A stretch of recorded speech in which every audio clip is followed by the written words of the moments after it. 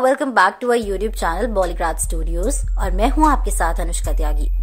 आज हम जिस फिल्म का रिकैप देने जा रहे हैं वो काफी अलग और अद्भुत है और हम ऐसा क्यों कह रहे हैं वो आपको आज की ये वीडियो देखकर पता चल ही जाएगा। 2009 में रिलीज हुई इस फिल्म का नाम है सिंबल। कहानी शुरू होती है अतरंगी कपड़े पहने एक जापानी आदमी के खाली कमरे में नींद से जागने से, जो देखता है कि जिस रूम में वो है वहां ना तो कोई दरवाजा है, ना कोई खिड़की और शायद ना ही कोई सीलिंग है। वो आगे बढ़ता है और दीवार को छूकर देखता है तो उसमें से एक एक बटन की आकृति उभर कर आती है, जिसे देख वो हैरान रह जाता है। वो उसे 2-3 बार पोक करता है और ऐसा करने से चारों ओर की दीवारों से बेबी एंजल्स कुछ सेकंड्स के लिए बाहर निकलती हैं और फिर वापस अंदर चली जाती हैं। इस फेज को फिल्म में लर्निंग बताया गया है। दीवारों पर एक जैसे कुछ छोटे छोटे से बटन उभर कर दिखने लगते हैं। वो आदमी अपनी उस उंगली को सूंघता है जिससे उसने सबसे पहले बटन दबाया था और जोर जोर से छींकने लगता है और मदद मांगने लगता है।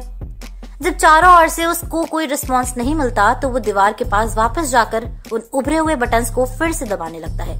ऐसा करने से अब कुछ चीजें उस कमरे में गिरने लगती हैं, एक टूथब्रश से लेकर माइक्रोफोन तक। ये देखने के लिए ये बटन क्या क्या कर सकते हैं, वो एक ही बटन को बार बार प्रेस करता जाता है, जिसमें पहले तो चॉपस्टिक का ढेर लग जाता है, लेकिन थोड़ी ही देर बाद चॉपस्टिक्स की जगह एक छोटी सी कार्ड बाहर निकलती है और उसके पैरों पर जोर से लगती है। दर्द के मारे उसकी चीख निकल जाती है। नेक्स्ट जब वो बटन दबाता है तो एक बट की आकृति उसके सामने उभर कर दीवार पर आ जाती है, जो उसके चेहरे पर गैस छोड़ती है। इस तरह कई घंटों तक ऐसा ही करने पर वो कई चीजें इकट्ठी कर लेता है। उन्हीं चीजों में से एक बड़ी सी बाउंसिंग बॉल भी होती है, जिसको वो बैठे बैठे बटन दबाने के लिए इस्तेमाल करता है। जब वो बॉल एक बटन को छूती है उसमें से सुशी निकलती है। ये देख वो आदमी हैरान और खुश हो जाता है क्योंकि उसे जोरों की भूख लगी होती है। लेकिन सुशी के साथ सोया सॉस नहीं होने के कारण वो अपने कैप्टिवेटर को सोया सॉस देने के लिए कहता है। जब उसे कोई रिस्पांस नहीं मिलता वो सुशी ऐसे ही खाने लगता है। सुशी उसे पसंद आती है और वो अपना पेट भर खाना खाता है। जब वो फिर से सुशी का बटन दबाता है तो एंड में सोया सॉस की बोतल उसी होल में से निकल कर आती है। उसे बहुत गुस्सा आता है और वो यूं ही फिर से बटन दबाने लगता है। इस बार उसके हाथ 3D ग्लासेस लगते हैं। वो चश्मा पहने कमरे में देखता है तो उसे सामने एक एंजल दिखाई देती है। उसे लगता है उसने बाजी मार ली है और जब वो एंजल के पास जाकर बटन दबाता है तो रूम की लाइट फ्लक्चुएट होती है और ऊपर से एक बड़ा सा बट प्रकट होता है और उसके चेहरे पर फिर से गैस छोड़ता है। थक कर वो आदमी बैठ जाता है और एक नए बटन की सहायता से एक इंटरेस्टिंग मांगा उसे मिलती है। वो उस मांगा की 5 वॉल्यूम्स पढ़ता है और जब 6th के लिए वो बटन दबाता है तो उसे 7th वॉल्यूम मिलती है। फ्रस्ट्रेट होकर वो फिर से बटन दबाता है तो 8th और 9th वॉल्यूम उसे मिलती है। थक कर जब वो दूसरे बटन को दबाता है तो उसके पीछे एक बड़ा सा हिडन दरवाजा नजर आता है। वो आदमी बड़ा खुश होता है, लेकिन इस खुशी में वो ये भूल जाता है कि उसने कौन सा बटन दबाया था। वो फिर एक बटन दबाता है तो देखता है कि एक अफ्रीकन आदमी एक दीवार से दूसरी दीवार में भागता हुआ जाता है। दूसरे बटन को दबाने से उसके सर पर पानी गिरने लगता है तो तीसरे बटन को दबाने से वही दरवाजा सामने आ जाता है। जैसे ही वो दरवाजा देखता है वो उस तरफ भागने लगता है, लेकिन वो दरवाजा उसके चेहरे के सामने ही बंद हो जाता है। वो बहुत कोशिश करता है, कभी लंबी स्किड से उस बटन को दबाकर भागता है, कभी उस बटन पर पैर टिकाकर दबाकर तेजी से भागता है, लेकिन उसकी हर कोशिश फेल हो जाती है। वो आखिर में वास से उस स्टेप को दबाने की कोशिश करता है, लेकिन वास का कम वजन होने की वजह से वो बटन वापस बाहर आ जाता है। तब उस आदमी को आइडिया आता है कि उसे वास में वजन बढ़ाने की जरूरत है। वो वास में पानी भरने की कोशिश करता है, लेकिन जब भी वो पानी वाला बटन दबाता है तो पानी उस पर ही गिरता है। वो फिर उस वास में सुशी भरने लगता है, लेकिन सुशी से वो वास इतना भारी हो जाता है कि अब वो उससे उठ भी नहीं पाता। जब वो चॉपस्टिक से कुछ सुशी वास से कम कर लेता है तो आखिरकार वो वास को उठाकर बटन की ओर ले जा पाता है, लेकिन एक बार फिर वो भूल जाता है कि आखिर कौन सा बटन उसने दबाया था। वो वास को दूसरी ओर रखकर फिर से एक बटन दबाता है तो वही अफ्रीकन आदमी बाहर आकर कूदता है। उसके बाहर आने से वो वास एकदम से 2 हिस्सों में टूट जाता है। वो जब सही दरवाजा पता लगा लेता है तो अब सुशी से ही उसे दबाने की कोशिश करता है, जो कामयाब नहीं होती।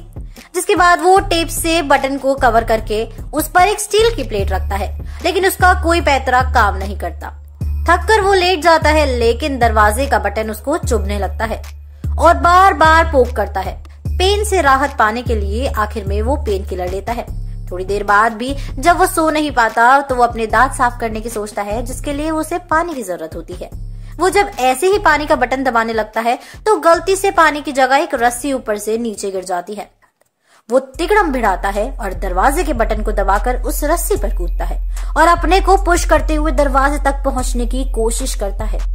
एक दो कोशिशों के बाद वो ऐसा करने में कामयाब भी हो जाता है और जब वो दरवाजे के पास पहुंचता है तो वो देखता है कि दरवाजे को खोलने के लिए एक चाबी की जरूरत है। दूसरी तरफ वो दरवाजे पर फिर से शटर गिरने लगता है, लेकिन ये देख वो आदमी वहां से वापस निकल आता है और इस जल्दबाजी में उसको लग जाती है।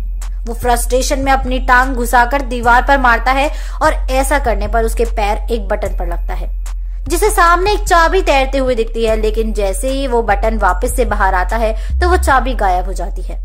अब उस आदमी को वो दरवाजे की ओर फिर से जाना है, साथ ही चाबी वाले बटन को भी दबाना है।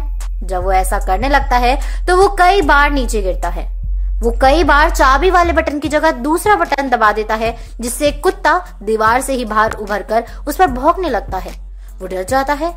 काफी कोशिशों के बाद जब वो रस्सी पर ये कारनामा करते हुए जमीन पर गिरता है तो उसकी नजर एक प्लंजर पर जाती है। वो फिर नया आइडिया लगाता है। वो प्लंजर उठा लेता है, रस्सी पर चढ़ता है, दरवाजे का बटन दबाता है और जोर से खुद को पुश करते हुए आगे आता है और उस प्लंजर से चाबी वाला बटन इस बार दबा पाता है। उसे चाबी मिल जाती है। वो दरवाजा खोलने की कोशिश करता है, लेकिन जैसे ही वो बटन पुश करता है तो देखता है कि उस दरवाजे के ऊपर भी एक ताला लगा है, जो एक 3 नंबर के कॉम्बिनेशन से ही खुलेगा। वो अब जल्दी से फिर से वापस उसी बड़े कमरे में घुसता है। घुसते हुए वो इस बार शटर से टकरा जाता है और वो फ्रस्ट्रेट हो जाता है और हाथ में पकड़े प्लंजर को जोर से सामने फेंकता है, जिससे फिर एक बार अफ्रीकन आदमी वाला बटन दब जाता है। अफ्रीकन आदमी को जब वो भागते देखता है तो नोटिस करता है कि उस पर 3 नंबर लिखे हैं। वो समझ जाता है कि आगे उसे क्या करना है, लेकिन अब प्रॉब्लम ये थी कि उसे ये दोनों लॉक शटर के बाद होने से पहले करना था। वो 3 अटेम्प्ट में दरवाजा खोल पाता है और जैसे ही दरवाजा खुलता है वो अंदर जाने लगता है, लेकिन पीछे शटर बंद हो जाता है और वो अपने आप को एक छोटे से कमरे में पाता है जो काफी कंजस्टेड था। वो रोने लगता है और अपने पुराने कमरे को याद करता है कि उसने क्यों वो कमरा छोड़ा। उसमें कम से कम एंटरटेनमेंट के सोर्सेस तो थे। उसने जो उसके पास था उसको अप्रिशिएट नहीं किया और जब वो ये सोच रहा होता है तभी उसके चेहरे पर ठंडी सी हवा लगती है। यह हवा लेफ्ट साइड से आ रही होती है और जब वो उस दीवार को छूता है तो पता चलता है कि उसमें क्रैक है और वो देरी नहीं लगाता उस पैनल को खोलने में। जब पैनल खुलता है तो उसे रास्ता दिखता है और वो उस रास्ते पर दौड़ने लगता है बिना समय गवाए। हम देखते हैं कि वो सफेद मिस्टीरियस हॉलवे को पार कर रहा है जो हवा में बना हुआ है और पीछे पूरा बैकग्राउंड ब्लैक हुआ है। भागते हुए वो एक रूम में पहुंचता है और देखता है कि उसके सर के बाल बढ़ गए हैं और उसके पैजामे का रंग भी फेड हो गया है। वो जब उस रूम में आता है तो देखता है कि दीवारों पर फिर से कुछ उभर कर आ रहा है, लेकिन इस बार बेबी एंजल नहीं बल्कि अडल्ट आकृति होती है। ये फेज प्रैक्टिस के तौर पर दिखाया गया है। दूसरी ओर मैक्सिको सिटी में हम लिटिल एंटोनियो की फैमिली देखते हैं। उसका पिता स्कारगॉट मैन जो एक रेसलर है, वो मौन धारण करे बैठा है। उसकी बीवी कहती है कि वो शायद इसलिए चुप है क्योंकि उसका नेक्स्ट ओपोनेंट उससे काफी जवान है, जिस पर एंटोनियो के दादा बोलते हैं कि खेल में एक्सपीरियंस मैटर करता है, ना कि उम्र। हम फिर देखते हैं कि वही मैन की बेटी सिस्टर कैरन उसे रेसलिंग रिंग की तरफ गाड़ी में ले जाती है ताकि वो जल्दी पहुंचकर तैयारी कर सके। लिटिल एंटोनियो को वही स्कूल में उसके क्लासमेट्स बुली कर रहे होते हैं उसके पिता की वजह से। हम फिर देखते हैं दबंग कैरन तेजी से गाड़ी चलाए बिना किसी फिक्र के एंटोनियो और उसके दादा को रेसलिंग की जगह पर छोड़ जाती है। एक तरफ एंटोनियो और उसके दादा बैठने की जगह ढूंढते हैं तो दूसरी तरफ पहला ग्रुप सामने आता है जिसमें 2-2 मेंबर्स वाले ओपोनेंट होते हैं। एक ग्रुप में स्कारगॉट मैन है और उसका साथी सिल्वर ईगल होता है और दूसरे में उनके ओपोनेंट सुपर डेमन और टकीला होते हैं। स्कारगॉट की टीम का नाम किस मी अ लॉट होता है। लड़ाई शुरू होती है और देखते हैं कि सिल्वर ईगल ओपोनेंट पर हावी होने लगता है, लेकिन तभी ओपोनेंट टीम के 2 मेंबर्स रिंग में आ जाते हैं। अब वो सिल्वर ईगल पर हावी होने लगते हैं। सिल्वर ईगल स्कारगॉट मैन को रिंग में आने के लिए कहता है, लेकिन वो अंदर ही नहीं आ पाता और फिर बड़ी चतुराई से सिल्वर ईगल ओपोनेंट के दोनों मेंबर्स को भिड़वा देते हैं, जिसमें से एक बाहर निकल आता है और बाहर खड़े स्कारगॉट मैन को अंदर ले जाता है। रिंग में घुसकर स्कारगॉट मैन उनसे हारने लगते हैं, लेकिन तभी कमरे में बंद वो आदमी एक और बटन दबाता है और स्कारगॉट मैन की गर्दन लंबी होकर दोनों ओपोनेंट को मारती है। जब उस बटन को दबाने से उसे कोई बदलाव नहीं दिखता तो वो दोबारा से बटन दबाता रहता है, जिससे एक्सकार्गोट मैन की गर्दन दोनों ओपोनेंट को मार गिराती है और वो जीत जाता है। लेकिन उसकी गर्दन अभी भी नहीं रुकती। वो अपनी गर्दन को एंटोनियो के सर पर भी मारता है, रेफरी के सर पर भी, और अंत में रिंग से बाहर रखी घंटी जोर जोर से बजने लगती है। जब बटन का उस कमरे में बंद आदमी को अभी भी कोई असर नहीं दिखता तो वो अलग अलग दूसरे बटन दबाने लगता है।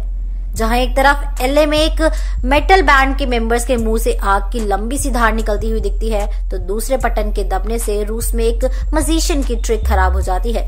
जब वो अपने असिस्टेंट को गायब करने की ट्रिक दिखा रहा होता है तो तीसरी बार चीन में एक आदमी अपने ही कुत्तों पर भौंकने लगता है।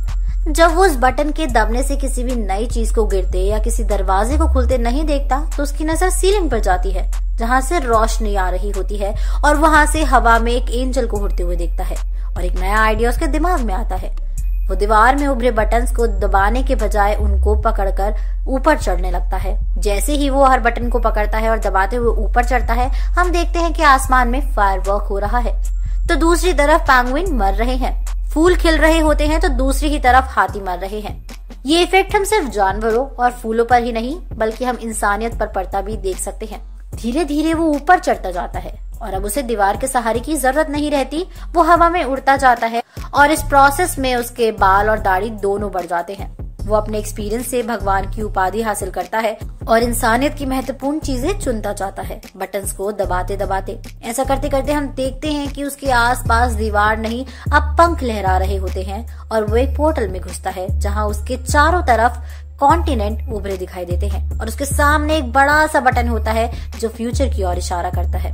उस बटन को वो दबाता है और आगे बढ़ जाता है और फिल्म यहीं खत्म हो जाती है। तो क्या आप कुछ समझ पाए इस फिल्म से? हमें अपनी राय कमेंट्स में जरूर बताइएगा। इसी के साथ मैं अनुष्का त्यागी लेती हूँ आपसे इजाजत। बने रहिए हमारे साथ और देखते रहिए बॉलीग्राड स्टूडियोज।